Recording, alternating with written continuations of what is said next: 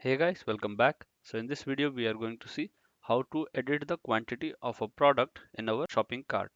So previously we had made our add to cart option and we had made this increment and decrement thing, but once if you refresh the page it is going to default what you had added in the cart.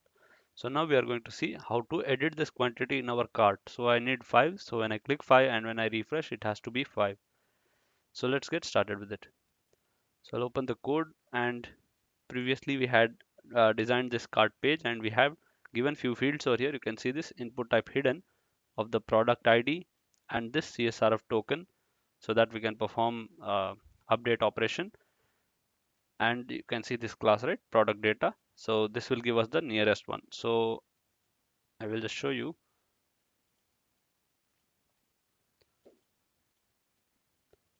So I have two products, right? So when I am clicking this thing, only this thing has to increment and not this one. So we are going to take the closest of that parent class. So that parent class is this one.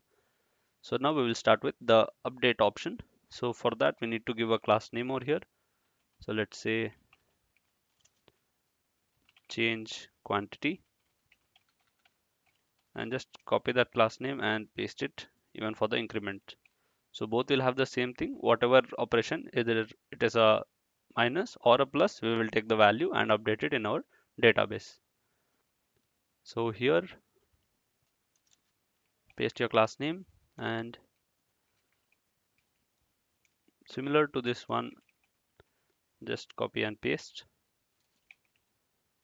and change the class name, Control X, paste, and here you can see the parent class, this thing, product data of nearest, yeah, product ID. We are taking the product ID, yeah, find product ID and quantity input. So this is our text box name over here, quantity input, and this thing is from your CSRF middleware. So here, so if you inspect and check in your browser, you will get it as input name equal to CSRF middleware token. So we are taking that value and we are passing it over here. And this time we will change the URL. It's not going to be add to cart. It's going to be update cart. Copy this URL over here and go to your urls.py file and create a new path over here. Update cart, and here we are going to use cart dot update cart name equal to, just copy this and paste it over there, update cart. Copy this thing and go to your cart page, and here we will create another function, update cart, and pass in the request.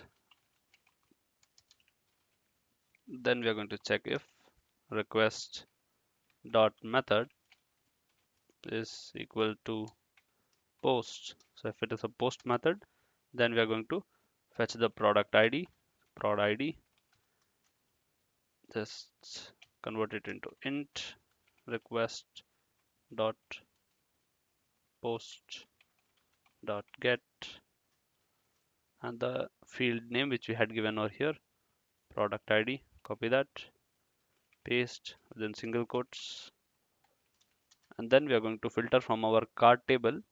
So if the logged in user has that product ID in his cart, so we are going to check that first. So if cart dot objects dot filter where user is equal to request dot user,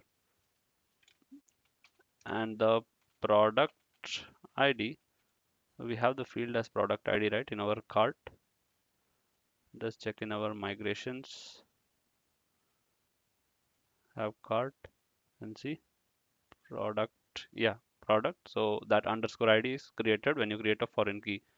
So product underscore ID is equal to prod ID, yeah, and add a colon over here.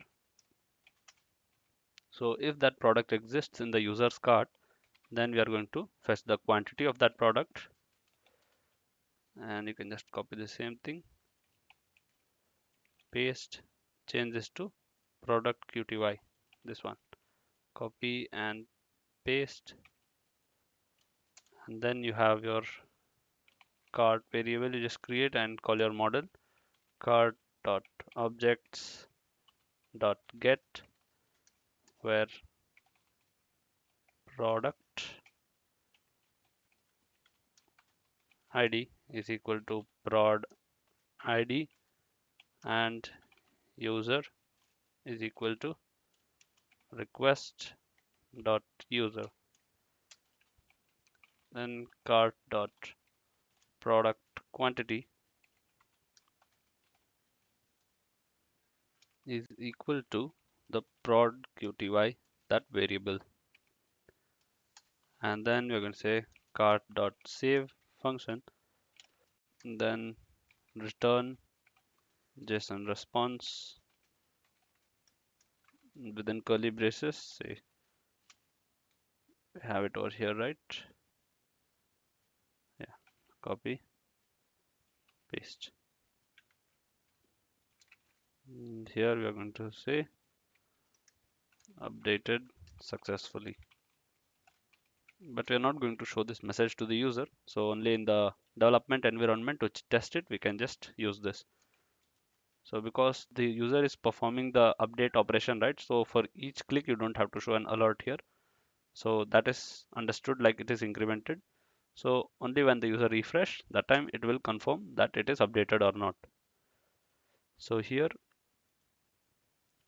for this if condition, if it is not a post method and anyone is trying to access that URL, then we are just going to return redirect to the home page. Yeah, save, and now let us test it and refresh. And in your custom JS here, that same thing, or here you have response.status, which is copied from here. So once it is updated, we will just get that message in our alertify. Reload, and when I click this thing, let us inspect and check. To your console, click, just press Ctrl Shift R, clear cache and refresh. So you can see updated successfully. Oh, when I refresh, okay, so this product was less than 4. Let us just update this one to 5 and refresh. So you can see it is still on 5 and not become the old quantity. Let me just reduce to 1. So you can see this thing, right? This thing is not required to show to the user. So we will just comment this out and refresh. So now let us see how to make this remove option. So when I don't require a product in my cart, so I need to remove that, right? So when you click remove, this product should remove and this part should reload. So if you want, you can just reload the whole page, but that's not more user friendly. So we will just reload the div. So I'll close this and we'll go back to the code. And in your cart.html, so you have your button over here. So I have already added this class delete cart item. So you can give any name over here. It's not necessary that it should have the same class name, but make sure you are calling the same class name in your JS file also. So here say jQuery and copy this class name, and within single quotes put a dot and paste your class name. It is a class, right? So we are giving dot over here. If it was an ID, then we have to give the hash symbol over here. So when we click delete, right, we need to fetch the product ID and the CSRF token. So we will just copy that from here. Say copy and close. So just paste, and we don't require the product quantity over here. So just remove that. So we need the product ID and the CSRF middleware token. So now we are going to call an AJAX over here, JQ AJAX, and just change this type to method equal to post, and URL say delete cart item and In place of this data, we are going to specify the product underscore ID and give that variable name over here, product ID, and CSRF middleware token as this token. And just remove this data type, it's not required over here. So now let us go to this delete cart item. So go to your urls.py file and here create another path, say delete cart item, cart dot delete cart item. Copy that and give the name equal to delete cart item. So copy this and go to your cart file, and here we are going to create another function called delete cart item and pass in the request. So here we'll check if the request method is post. If request dot method is double equal to post, then we are going to fetch the product underscore ID. I'll just copy it from here, and then again we are going to check if it is existing in the user's cart or not.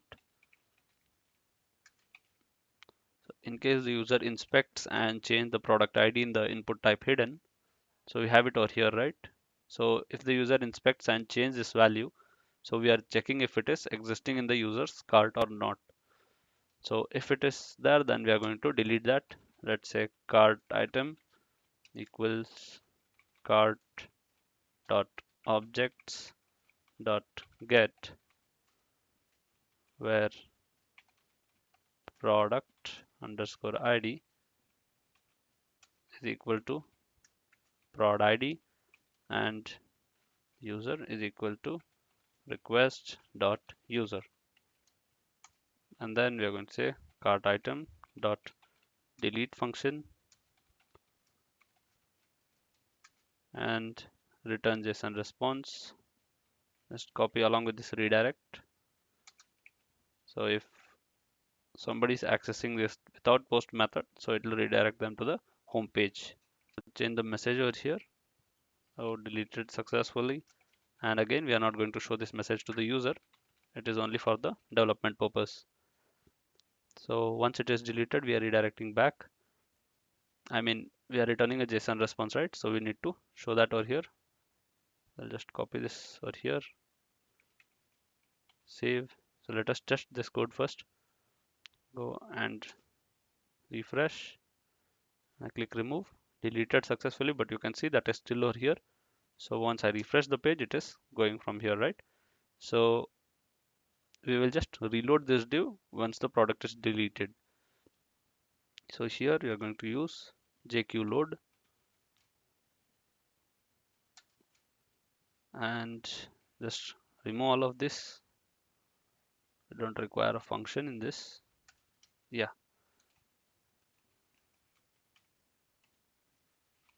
So here we need to specify our div.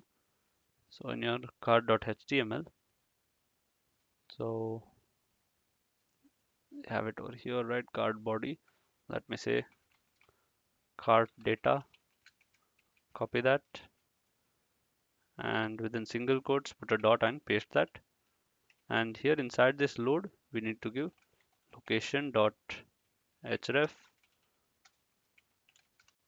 plus, and within double quotes add a space over here and paste your div class name again over here. So you can either use a class or a ID.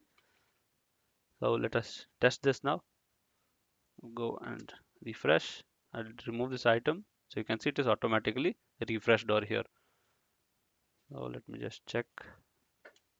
Let's say add to cart. This is out of stock, so we have no add to cart option over here.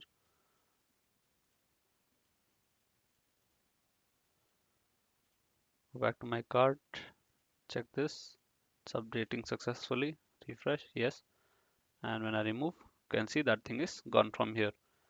So that's it in this video, guys. We have seen how to increment and decrement the product quantity in our cart and remove the items from our shopping cart. So Thank you for watching this video guys. Please like the video and subscribe to the channel.